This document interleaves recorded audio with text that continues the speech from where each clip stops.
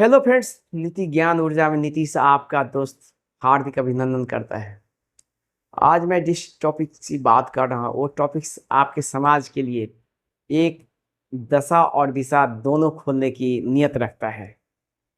क्या आपने कभी सोचा है या कभी आपने शेयर किया है जो आखिर शादी एक ऐसा बंधन है, हर इंसान को, छोटे बड़े ऊंच नीच राजा रंक सबको उस माया में जाना होता है। और ये एक ऐसा सुखद पल है जिसमें न जाने जिनके पास में जितना कैपेसिटी होती है उस हिसाब से अपना पैसे का उपभोग करते हैं। लेन देन, सगे संबंधी, जात बारात, इवन लड़की वालों के पास पैसा न हो तो पे भी वो कहीं ना कहीं से लोन लेकर किसी न किसी अड़ोस पड़ोस से वो बाकायदे सूद पर भी लेते हैं, ब्याज पे भी लेते हैं, और वो एक शादी को मनोरंजन का एक आखिरी पड़ाव समझते हैं। क्या आपने कभी सोचा है जी, ये लाम काफ शादी के परिप्रेक्ष्य में अगर आप जाएंगे तो शादी के बाद उस परिवार के साथ में क्या घटना घटती है, जिसने अपने बेटी को आप जैसे इंसान के हाथ में पानी ग्रहण किया, उसके बाद उस घर को पूछने वाला कोई नहीं होता है। अगले दिन जब शादी के बाद जब बारात विदा होती है तब आपको पता चलेगा कि लड़की के बाप को कहीं ना कहीं पानी चढ़ रहा है, सलाइन की बोतलें लटकी हुई होती है, मम्मी कहीं और बीमार है, भाई कहीं और बेरोजगार है। क्या तो इनके घर में इतनी सारी पैसा बर्बाद हो गए या चला गया, फिर भी लड़की के ससुराल वालों की तरफ से भी ताना आता है जी, ये चीज छूट गया, हमारे संबंध में ये चीज हमारा अधूरा रह गया। इन सबों के बावजूद भी तब आता है ब्याज दर वालों, ब्याज वाले भी आपके ऊपर में हावी हो जाते हैं। तब उस वक्त उस परिवार के साथ में क्या बीतता होगा। और ये कोई एक नीचे तबके के लिए नहीं है, जो जिस लेवल से बिलोंग करते हैं उस लेवल में लड़की का शादी के बाद बहुत ही दयनीय स्थिति आती है लड़की के परिवार वालों के साथ में।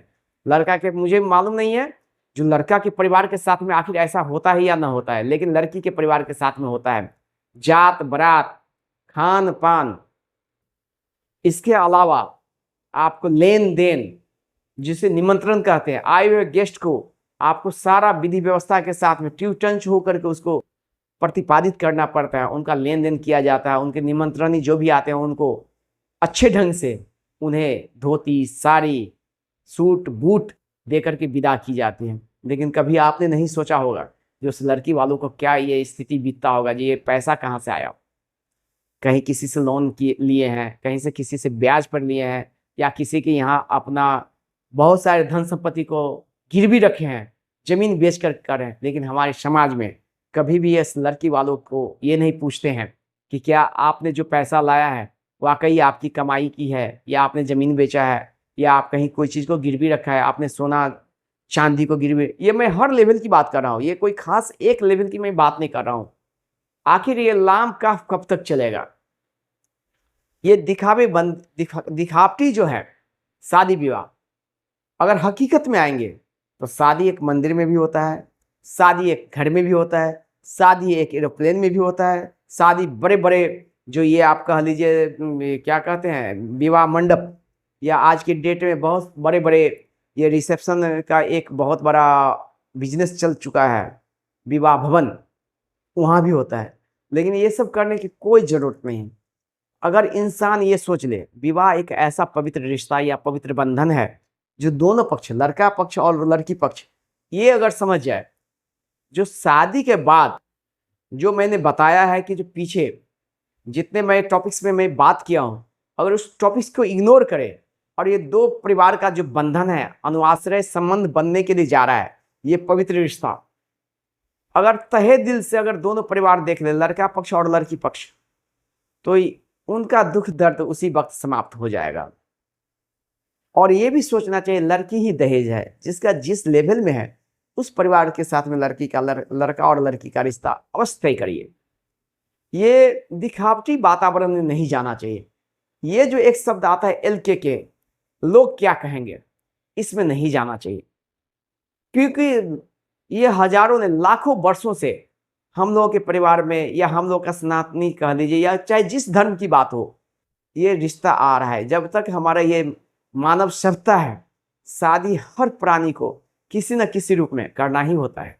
ये माया एक ऐसा माया है कि उसमें अगर आप आ गए हैं तो आपको करना पड़ता, लेकिन घर मत उजाड़िए, परिवार मत उजाड़िए।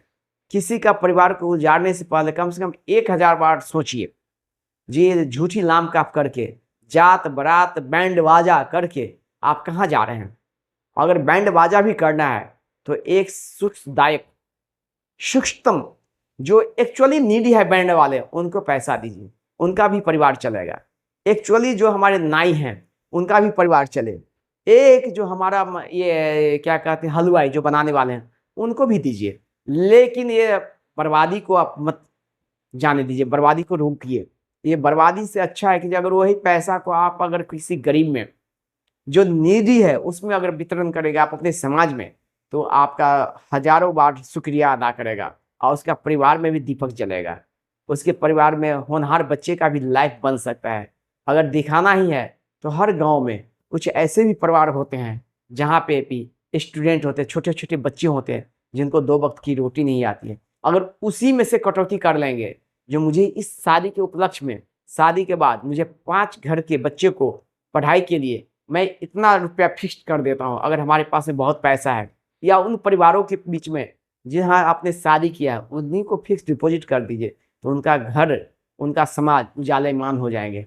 लेकिन ये नकली दिखावा में जा कर के आप दोनों परिवार को उजाड़ते हैं, और ये धन की बर्बादी, ये अनाज की बर्बादी, ये खान पान की बर्बादी, और आने के बाद जब लोग आते हैं तो आपके साथ में अच्छा नहीं कहते हैं, भला बुरा ही कहते हैं। आप कितना भी गाड़ी से, वीआईपी गाड़ी में भी ले जाते हैं, भले उनके लिए आदर सत्कार का बहुत अच्छा माहौल पैदा करते हैं, लेकिन अगले दिन कहीं ना कहीं से त्रुटि ही मालूम चलेगा।